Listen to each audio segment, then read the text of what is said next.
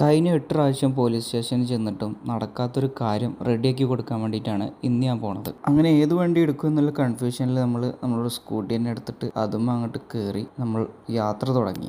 സംഭവം വേറെ ഒന്നല്ല, ഒരു 17 വയസ്സുള്ള ഒരു പാൽക്കാരൻ പയ്യൻ വന്നിട്ട് വണ്ടിയും വന്ന് ചാമ്പി. അതിൻ്റെ ഒത്തുതീർപ്പിന് വേണ്ടിയിട്ടാണ് ഈ ഒരു പോക്ക്. കോട്ടക്കൽ പോലീസ് സ്റ്റേഷനിലേക്കാണ്. നമ്മൾ പലതവണ അഖിൽ ചെന്നിട്ടുണ്ടെങ്കിലും അവർ വരാൻ തയ്യാറാവാത്തതുകൊണ്ട് തന്നെ നമ്മളുടെ 8 ദിവസം അങ്ങനെ പോയി. അപ്പോൾ ഇന്ന് അതിനൊരു തീരുമാനം ഉണ്ടാക്കിയിട്ട് പോന്നാൽ മതി എന്നുള്ള മൈൻഡിലാണ് ഞാൻ അഖിലിനെ കൂട്ടി പോയത്. എന്നാൽ പിന്നെ പോണ വഴിക്ക് വട്ടപ്പാറ പുതിയ ബ്രിഡ്ജ് ഒന്ന് കണ്ടിട്ട് അതൊന്ന് കണ്ടിട്ട് പോകാന്നുള്ള മൈൻഡിൽ അവിടെ ഒന്ന് പോയി.